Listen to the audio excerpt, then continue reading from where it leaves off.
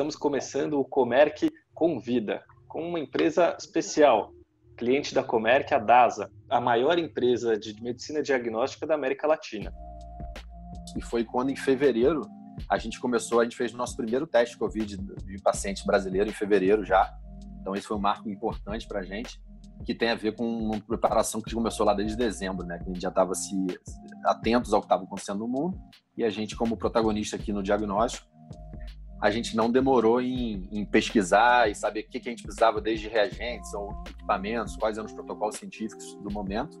Por termos investido tanto nessa linha de digital um tempo atrás, a gente chegou muito, muito preparado para rapidamente, por exemplo, criar um site super completo, informativo sobre o Covid. A gente teve muito mais facilidade em tudo que tem a ver com agendamento digital também. A gente teve WhatsApps funcionando, então é complexo. Um momento de você compra máscara, você compra aventais, você compra luvas, você compra álcool gel de uma forma, de repente você precisa comprar de uma forma exponencial e distribuir de uma forma rápida e assertiva. E se uma unidade não tivesse abastecimento regular e seguro de APIs, que os nossos colaboradores poderiam optar por não trabalhar e fechar a unidade imediatamente. Então, por exemplo, uma das nossas frentes de atuação é com coleta domiciliar.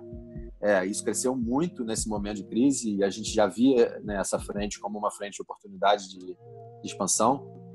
Então, tudo está muito relacionado, acho que é o que já vinha acontecendo com a jornada digital do mundo, né? E agora com a crise potencializando que as pessoas perceberam, acho que usaram muito mais de serviços digitais. Olá a todos, estamos começando o Comerc Convida, com uma empresa especial, cliente da Comerc, a DASA, a maior empresa de medicina diagnóstica da América Latina. A gente está aqui com o Guilherme, que é diretor de Supply Chain Infra da DASA. Queria agradecer pela presença virtual e queria pedir para você começar, Guilherme, se apresentando, falando um pouquinho da sua carreira. Obrigado pelo convite, Renato, Maria Eugênia, pessoal. Na DASA, eu assumi em 2017 como líder da área de procurement, na área de compras, e recentemente assumi a área mais completa de suprimentos, abrangendo também cadeia de logística, gestão de armazéns, planejamento de materiais, junto com compras, bem como toda a parte de infraestrutura, que para a gente é um tema bem intenso, tem a ver com a gestão e manutenção de toda a dinâmica dos nossos mais de 800 laboratórios pelo país, bem como prédios administrativos, central de call centers, tudo isso. Então, a gente tem uma base predial instalada muito grande, isso demanda bastante tempo e investimento e recursos de manutenção constante, né, e melhoria das nossas bases. Então, a DASA foi uma empresa fundada aí por médicos na década de 60, mais ou menos. Hoje a gente tem aí mais de 40 laboratórios, mais de 40 marcas em nossa empresa, presente em 14 estados, mais de 140 cidades. Então, nos orgulhamos bastante do nosso potencial de inovação também. Grande pipeline de investimento em P&D, pesquisas, muitas agendas de inovação. Então, é isso. Somos uma empresa líder em medicina diagnóstica, que essa era sempre como foi a DASA posicionada, e mais recente a gente até expandiu um pouco essa questão de medicina diagnóstica, que hoje a gente se denomina até uma empresa mais abrangente no setor de saúde, quando a gente quer olhar para cuidados primários e também rede hospitalar. E temos aí para isso um braço comercial também novo, que é um braço que integra essas três verticais. Então, você tem a vertical diagnóstico, você tem a vertical hospitais e a vertical cuidados primários, gestão de vidas ali, e temos esse braço comercial também criado no final do ano, justamente para integrar as três verticais e poder oferecer novos produtos, novas formas de atender o setor de saúde, seja para as operadoras, seja para os pacientes. Como eu falei, inovação. Nos últimos anos, a gente investiu mais de 3 bilhões, quando a gente vê desde a incorporação de laboratórios, desenvolvimento de novas plataformas de produção, vanguarda em modernidade, e tudo tem de moderno em termos de execução de laudos, execução de protocolos de saúde. A gente investe pesado nisso, tá? E também a parte como eu comentei predial, né? Reforma e atualização das unidades, a abertura de novas unidades, retrofits, tudo isso é muito intenso, junto com a compra de parques, equipamentos de vanguarda. A gente, por ano, executa cerca de 270 milhões de análises clínicas, a gente chama. Então, mais 270 milhões de exames são feitos pela DASA todo ano. e exames de imagem, aí quando a gente olha desde ressonância, tomografia, ultrassom, raio-x, tudo isso, cerca de 8 milhões, tá? Então, com esses números bem grandiosos e a nossa presença aí agora já na América Latina, a gente expandiu para Argentina e Uruguai também no ano passado. A gente é aí a quinta maior empresa do mundo em gestão de saúde, em medicina diagnóstica, e agora saindo um pouco do Brasil, a gente já está presente na América Latina com marcas massas na Argentina e no Uruguai, tá? O número mais importante aqui, o da chip final, hoje a gente se orgulha de ter um quadro aí de colaboradores de cerca de 24 mil, tá? E aí, junto com esses verticais, a gente está falando de mais 10 mil. Então, a gente tem no total 34 mil colaboradores. E isso tem sido um grande orgulho para a gente, da nossa expansão. E até a gente vai falar bastante da crise hoje, como a gente se propôs a cuidar de todos os pacientes possíveis que a gente podia atuar, mas também de todos esses colaboradores. Então, tem sido uma jornada de crescimento enorme. E aí, com o nosso propósito de cuidar de vidas, cuidar da saúde das pessoas, não apenas cuidar da doença, mas com a abordagem de cuidar da saúde também, que é o que a gente quer quando a gente integra diagnóstico, hospitais e cuidados primários, tá bom? Ninguém melhor do que a Data para iniciar esse nosso quadro de Comerc Convida. Ninguém melhor do que vocês para estar tocando essa liderança nesse momento.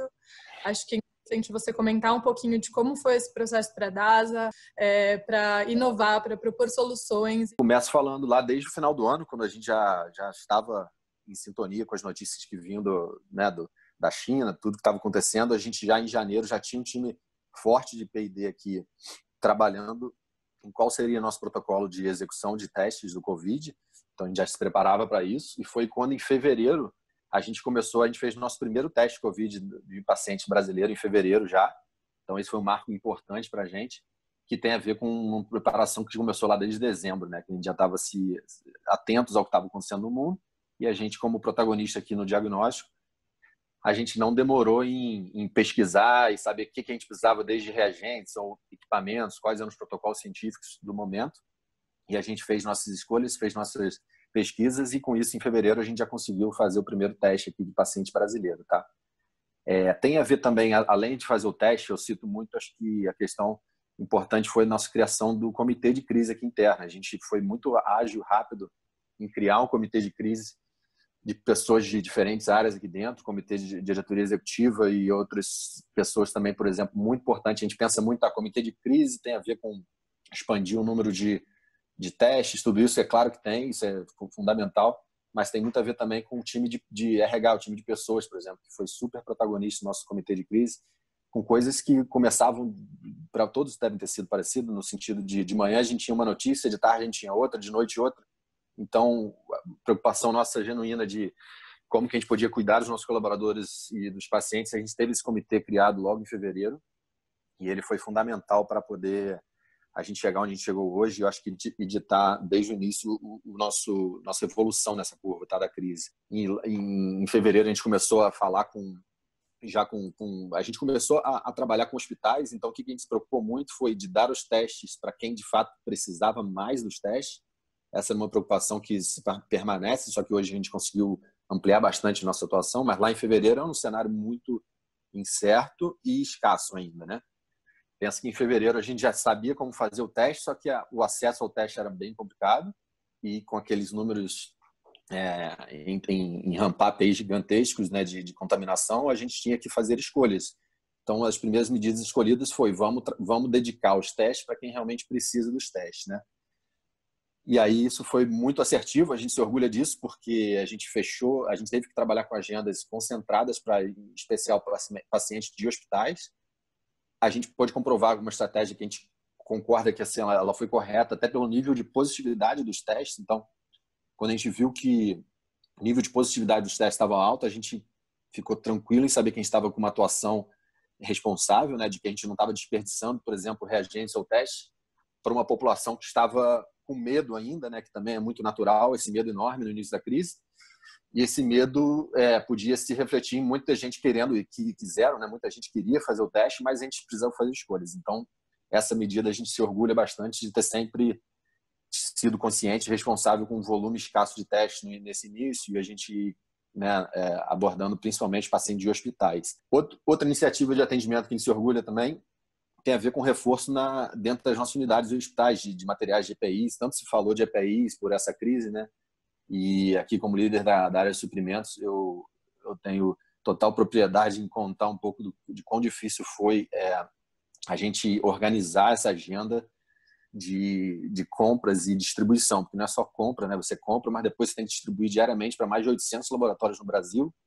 Então é complexo, um momento de você compra máscara, você compra aventais, você compra luvas, você compra álcool gel de uma forma, de repente você precisa comprar de uma forma exponencial e distribuir de uma forma rápida e assertiva também.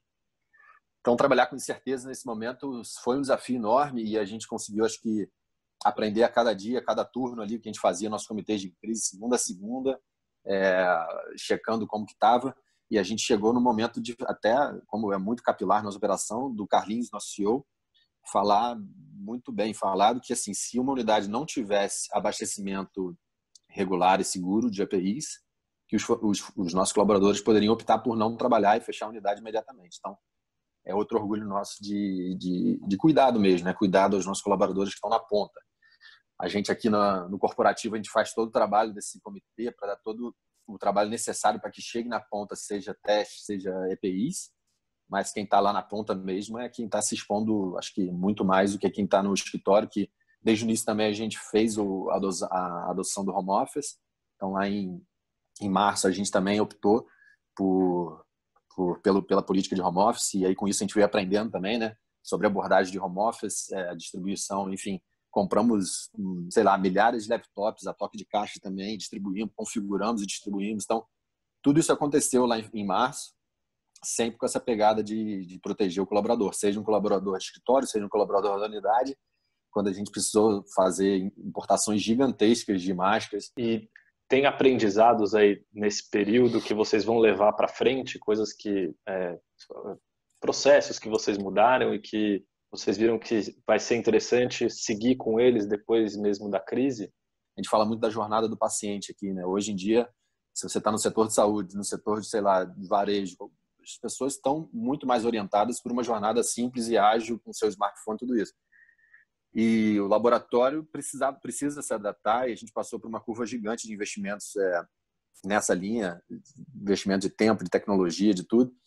E a gente já estava, quando a gente chegou na crise, a gente acredita que a gente, por termos investido tanto nessa linha de digital um tempo atrás, a gente chegou muito, muito preparado para rapidamente, por exemplo, criar um site super completo, informativo sobre o Covid. Vocês já receberam, vocês já navegaram, já sabem o que eu estou falando.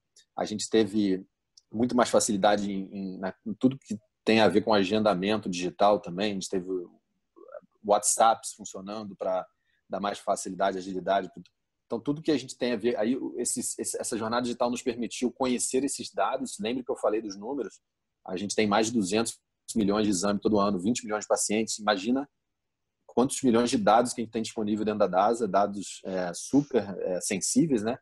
Mas que com essa jornada de digital a gente pôde formar análises. Então, essas análises nos levam a tomar também decisões sobre como melhor atender a população, como melhor orientar um protocolo de exames.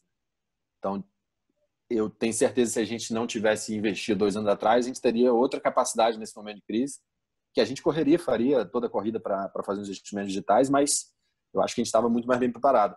E eu acho que esse é um dos aprendizados que fica, né? A questão que o mundo, nessa velocidade, como as coisas acontecem no mundo globalizado, e uma crise dessa é um exemplo de consequências do mundo globalizado também, né?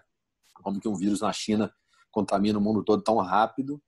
E para a gente fica com esse aprendizado de que essa jornada veio para ficar, e a gente cada vez aprende mais a lidar com dados de forma rápida, mais assertiva e mais propositiva para esse mantra nosso principal, que é o cuidado da população, né? E atender de forma integrada os nossos pacientes, e não ficar cuidando da doença, cuidar da saúde, porque os nossos dados nos deixam ser muito mais preditivos também. Então, se a gente consegue identificar um pool de pessoas que está predisposta a ter esse tipo de doença em X tempos, a gente já pode fazer uma abordagem, né, proativa nesse pool de pessoas, fazer uma gestão de vidas com base em dados. Entendeu? Então, isso tudo a gente tira de lá. É isso. Como que você vê a DASA para o futuro? Assim, as principais mudanças e o que será daqui para frente, basicamente?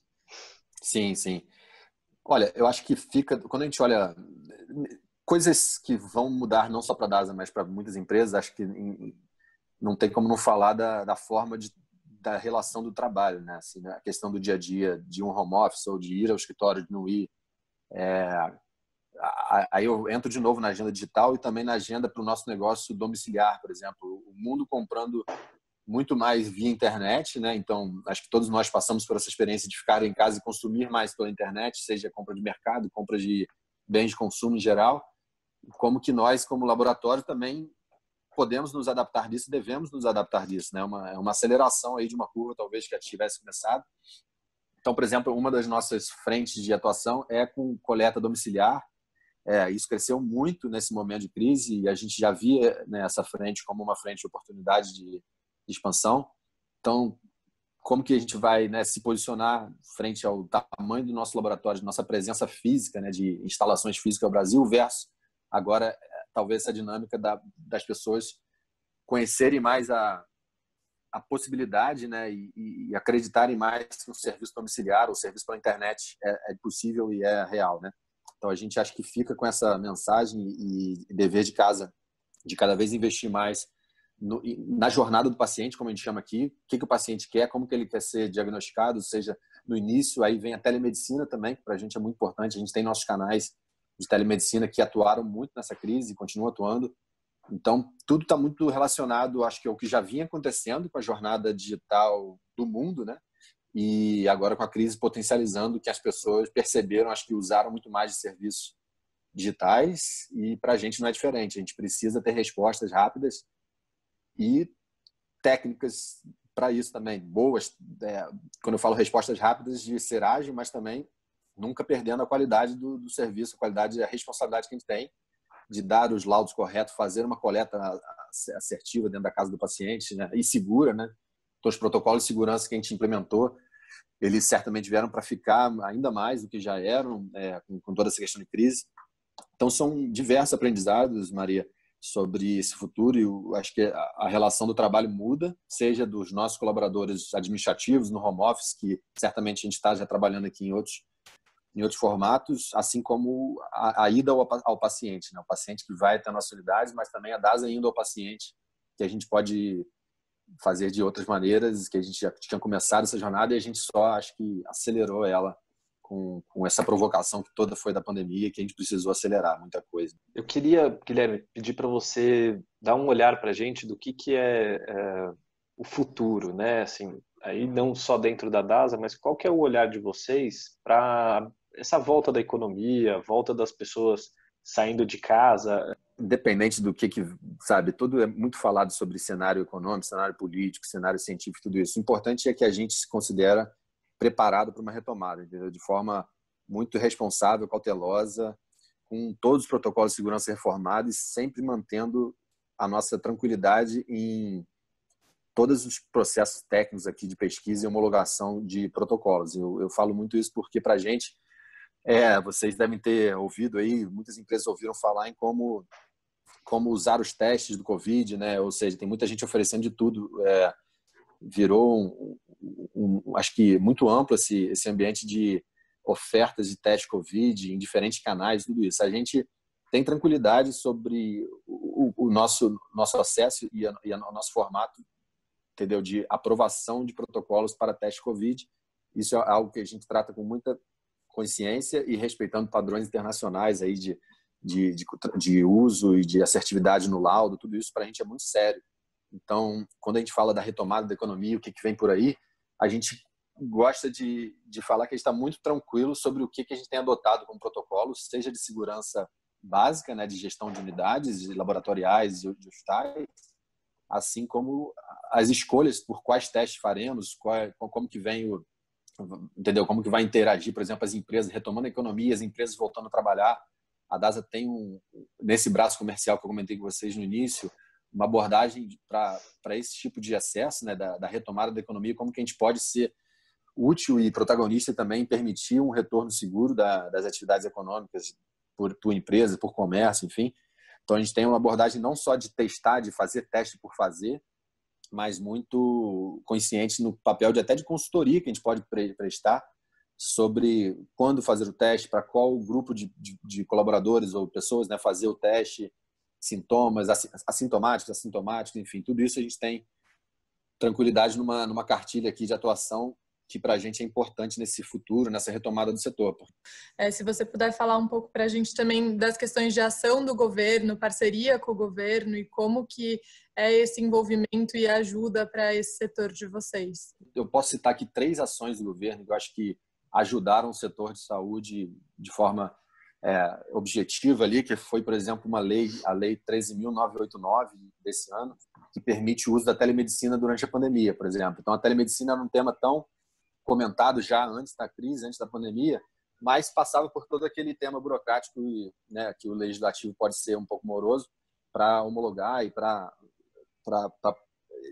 dizer quais seriam os protocolos permitidos ou não. Então, essa lei permite o uso da telemedicina, o que para a gente é um avanço, né? Que é como a gente fala da parte digital, não tem como o mundo de saúde, né, o setor ficar isento desse mundo de oportunidades que o mundo digital proporciona. Outra foi a questão da resolução da Anvisa, por exemplo, que autoriza importação de produtos para o diagnóstico, né, e também agiliza a importação de produtos sem registro, né, todo produto relacionado à crise. Então, também, especialmente aqui na minha área de compras e importações, suprimentos, ajudou a gente em inúmeros casos aqui, tá? Sobre sermos ágeis, não ficarmos passando por todos os protocolos de homologação que antes eram muito morosos. Na verdade, passa-se, mas a Anvisa tem sido muito mais ágil e até liberou algumas autorizações que antes demoravam muito tempo, tá? E outra medida provisória também é a 983, que facilita a prescrição eletrônica e dispensação de medicamentos durante a pandemia. Então, também vem de encontro com essa jornada digital, né, mundial aí, e o setor de saúde se beneficiando por exemplo, prescrições eletrônicas, né, para uso de medicamentos. Então, essas são 3 ações que eu trouxe como exemplo de coisas que foram feitas pelo governo, aí não tem nada a ver com a DASA, né, foram feitas pelo governo, que eu acho que ajudaram o setor de saúde, e tem outras, mas eu cito essas 3. E aí a DASA, em parceria com o que a DASA pode fazer para o Brasil também, né? Não só como grupo privado aí de melhoria no setor de saúde, mas também para o Brasil. Então, eu cito aqui a doação da DASA de 3 milhões de testes, que a gente anunciou aí bastante desde março para abril, em parceria com o Ministério da Saúde. A gente divulgou essa doação de 3 milhões de testes através de um centro de diagnóstico específico aqui em Alphaville, até em São Paulo. Então, esse foi um grande exemplo, acho que nos dá orgulho da DASA sendo protagonista e ajudando o Brasil a doação de testes para a população. E testes, certamente, com um protocolo rígido aí de qualidade, tudo isso como a gente acredita ser uma abordagem assertiva nessa crise, tá? Então, acho que essas 2 frentes eu cito como muito orgulho de termos sido protagonistas e poder ajudar o Brasil aí nesse momento de crise. E fica aí para a gente como, acho que, um marco aí nessa gestão de crise, tá? Eu queria agradecer pela sua participação e eu queria também, em nome da Comerc, agradecer pela parceria aí de 1 ano e meio entre a Comerc e a DASA, né? Queria pedir para você, para finalizar, deixar uma mensagem com as perspectivas da empresa, da DASA, e também do setor aqui para a gente, para as pessoas que estão assistindo a gente. Legal, obrigado pelo convite. Comerc é um grande parceiro nosso aqui, a gente trabalha muito próximo e acho que a forma de trabalhar também é muito similar, como vocês, empresa séria nesse setor que vocês atuam, e acho que a gente se comunica muito bem, os projetos são de alto desempenho, tem a ver com projetos de sustentabilidade também, que a gente gosta muito aqui de saber que a gente está investindo com pessoas sérias em formas sustentáveis de se obter energia, né? Sustentáveis e competitivas também. Então, isso vem muito de encontro com nossa cultura de eficiência e responsabilidade aqui com social, né? Estar no setor da saúde é uma grande responsabilidade social, e como grupo que somos aqui preocupados com toda a questão de cuidados de vida dos nossos pacientes, dos nossos colaboradores, é muito orgulho ter um parceiro como vocês também, que estão sempre conscientes e se provocam muito com o crescimento da empresa de vocês e buscando projetos aí audaciosos e também muitas vezes sustentáveis, né? Então, legal, obrigado pelo convite.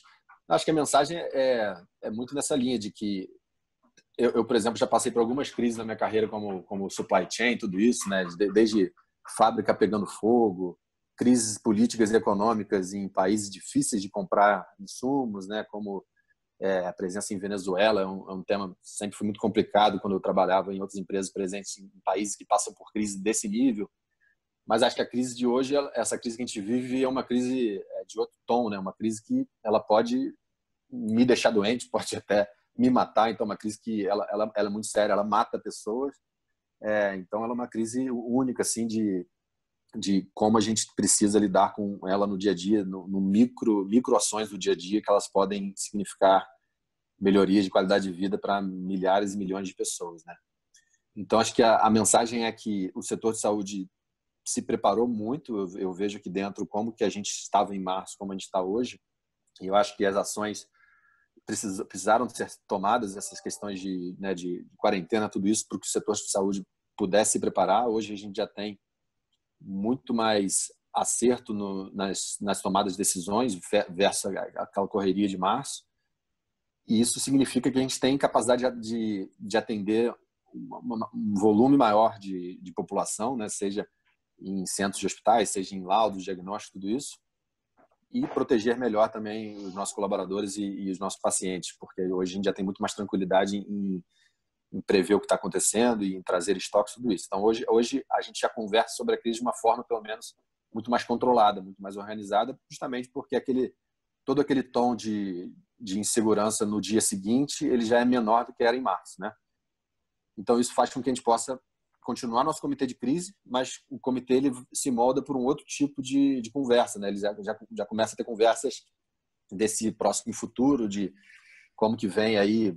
A gente tem muitas conversas sobre o ano que vem, o que deve acontecer, o que pode acontecer, os tratamentos já estão sendo mais conhecidos ali, muitas técnicas de vacinas ou de medicamentos sendo divulgadas, então tudo isso a gente está de olho. Mas acho que a mensagem é essa, é muito sério, todos devem continuar se cuidando individualmente, como grupo, como empresa também, e não negligenciar, porque a gente já é uma doença que a gente vê que ela é muito aleatória também, o que às vezes acontece para um não acontece para outros, o que torna mais difícil ainda qualquer tipo de ação em grande escala, né? Porque às vezes o que funciona para um pode não funcionar para outros. Então, tratar como um ambiente muito sério, continuar tratando como um ambiente muito sério, proteger-se todos, e como ambiente corporativo ainda mais, é o que a gente acredita nesse curto prazo aí dos próximos meses, porque não vai embora em poucos meses, mas acho que já dá para falar com mais tranquilidade sobre os mecanismos existentes para proteção, seja os EPIs que já estão disponíveis, as higienizações que já estão mais disponíveis, né? E como cada um, como indivíduo, deve ter consciência e ajudar o grupo, né?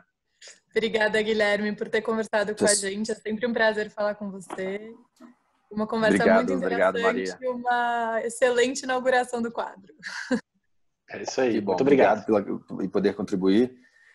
Sucesso no quadro de vocês e contem com a DASA aqui, e assim como contamos com a Comerc nos nossos projetos aí.